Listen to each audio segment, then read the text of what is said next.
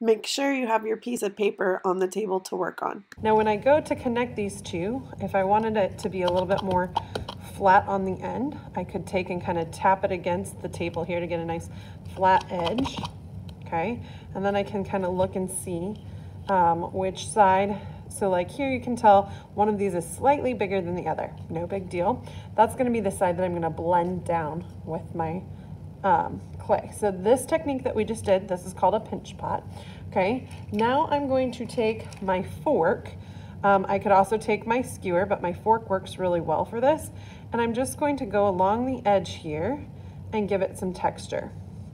Normally, we would work with something called a needle tool, okay? And we would use this to create our scoring, our grooves. However, due to trying to not share materials, we're gonna work with our fork. Okay, so this technique that we just did, this is called scoring. When you score, you wanna score both sides when you go to attach something. Then we're gonna use some slip. Now, if you don't happen to have slip available to you, you could just take some water, especially if your clay was really fresh. And if I run this water along the side here, you can see it's starting to turn lighter and getting kind of slimy. That would be slip. I have already made up some slip, so I can take my knife here, take a little bit of the slip. I find that pieces hold a little bit better together, especially once they go through the drying process, if I have used some slip. When you apply your slip, you only have to apply slip to one side of your project, okay? So I've got my slip along the side here. Now don't forget, we need to put our packet inside. So here are all my little beads here. Okay, so I'm gonna put them in the newspaper. And if you're wondering what happens to the newspaper when it goes through the kiln, it'll actually burn up and disintegrate, so it won't be a big deal, okay? Now I'm gonna take and put this on top of my scoring there. So you can see I'm kind of pushing those two halves together. And then what I can do is I can either use my knife, I can use my finger. I also have some wooden tools that can help with this process, but we want to take and we want to pull this other side of clay across that seam. This is called blending, okay? Now I have a hard time with that knife. Now remember, it's hollow inside, so you don't want to press super hard or you're going to end up collapsing your pinch pot. So sometimes I will even take like the back of my fingernail and use it to kind of help smooth over that seam. I find that works really well.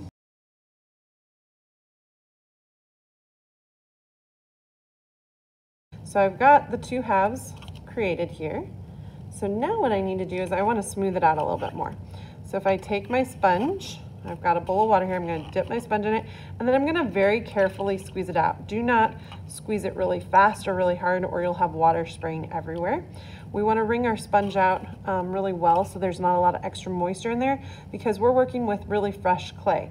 If we have a lot of water in our sponge, what's going to happen is you're going to start turning your clay, your project, into slip, and we don't want that to happen. So now I can take this and do some smoothing. Okay, now here I've got a bit of a wedge here, so I could take, like I said, I've got some different tools that I can use.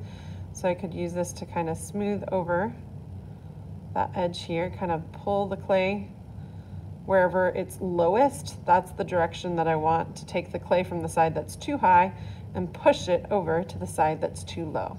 If you do have too much of a gap there or indentation, what you could do is roll like a really thin coil. So I took a little chunk of clay, I just kind of rolled it between my hands here to create like a snake-like piece of clay, and I could take and cut that, and then I could take my toothpick and score it. So if you've got that big dent and you can't seem to blend it out, use a little bit of clay to make a coil. Now the key with this though is you don't want to leave any air in here, or any trapped air can cause an explosion. Now what you might, an explosion in the kiln. Now what you might be thinking is, wait a minute, don't we have trapped air in here right now because it's hollow? Yes, we're gonna poke an air hole here in just a minute, which will allow us to have the air circulate when it's in the kiln. So we really want to take some time to smooth out our pinch pot, okay? Now, one of the things to consider is the shape. We can also use our pinch pot to kind of mold it. So if we want it to be more of a tall oval shape, we can just do a little bit of compression with our hands, and you can see already it's making it more of an oblong shape versus the round shape that it was just a few minutes ago. So you might think about, do you want yours to be more rounded or do you want it to be more oval in shape? And then again, if I'm still having some cracks or creases, this is where I could take my sponge or even my finger and just do a little bit of smoothing. So sometimes just using your finger to rub over those cracks or creases is a good method too. So when we get to this point, we are going to stop for the day, and then we'll talk about how to add details tomorrow. So when you get to this point, this is when you're going to grab your cardboard, and I would just very carefully set your project on it. I would decide which area you want to be the top and which you want to be the bottom. So for me, I've already kind of established that with how I've shaped it. So that's going to be how I place it on my cardboard. Then I'm going to grab my plastic bag. You're going to actually put it into the bag sideways. So I'm going to very carefully slide my cardboard. I'm going to slide it all the way into the corner here. And my rattle fell over, so I'm going to have to just kind of adjust it. And I'm going to very carefully just kind of pat the extra air out. I'm going to wrap this bottom part underneath, and then I'll wrap this part under. We don't want any air getting to our project. And then this will go into my art locker for it to be stored overnight. And then you're going to clean up your materials.